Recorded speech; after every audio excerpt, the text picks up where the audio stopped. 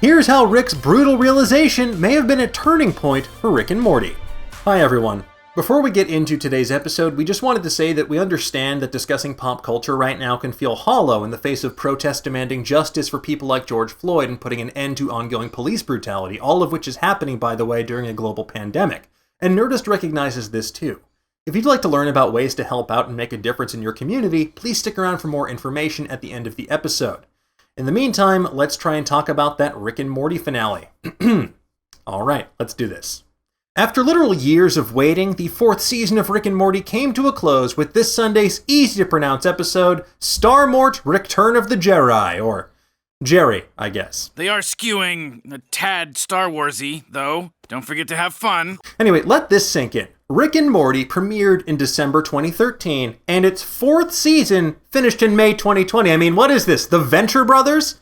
Luckily, this finale did give us a lot to mentally chew on during the break, although hopefully we won't have as long of a wait until the next season.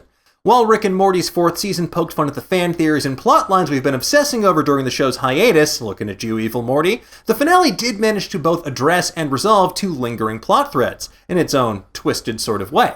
Namely, I'm talking about the fate and conclusion to the Clone Beth issue and the Phoenix Person issue, aka the PP problem. That's because Starmort Return of the Jedi took a major step forward with the universe's biggest ass, Rick Sanchez, in a way that might indicate a turning point for this character, one which could resonate throughout the remainder of the series. So, did Rick and Morty use the arcs of Clone Beth and Phoenix Person to show that Rick is on a path to becoming a good person, or, at the very least, less of an ass? Well, before we do that, let's throw up a quick spoiler alert because we're going to be talking about this episode in detail, so if you haven't seen it yet and you're the kind of person that complains about that sort of thing, Jeff, then shut up, watch it, and come back later. For everybody else, let's take a closer look. He grazed him. That's gonna hurt in like 10 seconds. Now, typically we don't see much character growth in Rick and Morty outside of a single episode each season. In Season 3, that episode was the ABCs of Beth, in which Beth is faced with a choice, to stay at home with her family, or to finally live the life she's always wanted, adventuring in space, while seamlessly being replaced by a clone of herself at home.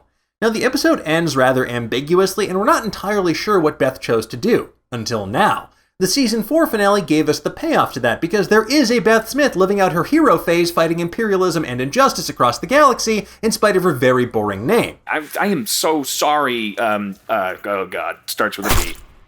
Space Beth returns home to kill Rick when she finds a device implanted in her neck that might be a bomb.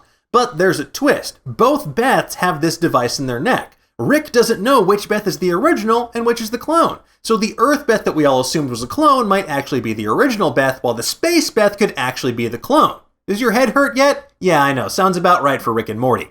Both Beths eventually team up to take out Phoenix Person during his brutal fight with Rick, because if anybody's gonna kick Rick's ass, it's his daughter, and his daughter's clone. The Smith family quickly comes to terms with having 2 Beths in the family, and when Rick gives them the option of learning which Beth is which, they don't take him up on it because they know a couple of bigger truths. They have more important stuff to do, like raise their kids, and that Rick is a piece of shit either way. Even Rick ends up turning off his heartbreaking mind blower before learning the truth. Instead, he comes to the realization that he is in fact the worst. But the episode ends with the consolation that Rick can be a pretty good friend by fixing Phoenix Person. Now, this is a rare moment of clarity and self-reflection for Rick, a man who booby-trapped his therapist's office rather than confront his demons. And the big question on fans' minds is, will this transfer into meaningful change for this character moving forward? Well, honestly, it could go either way. Rick and Morty is famous for subverting fan expectations, and creators Justin Roiland, Dan Harmon, and company could easily return to the status quo by having Rick back to his old ass self by the start of next season.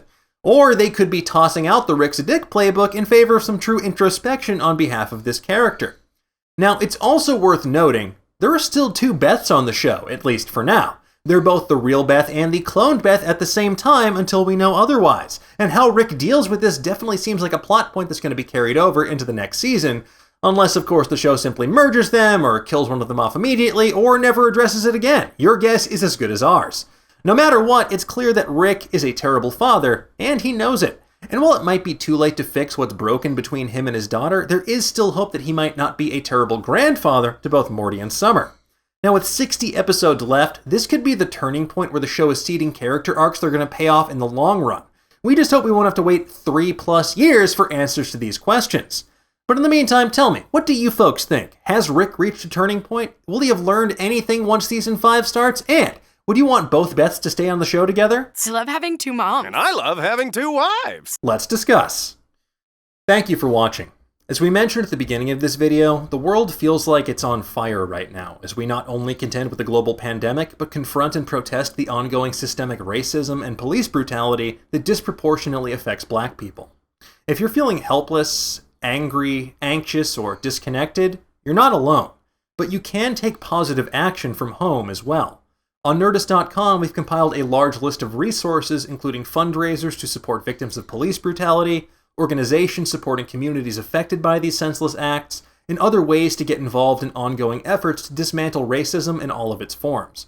You can find a link to that in the description below, but just know that we stand with you. Stay safe, be healthy, and we'll see you next time. Bye-bye.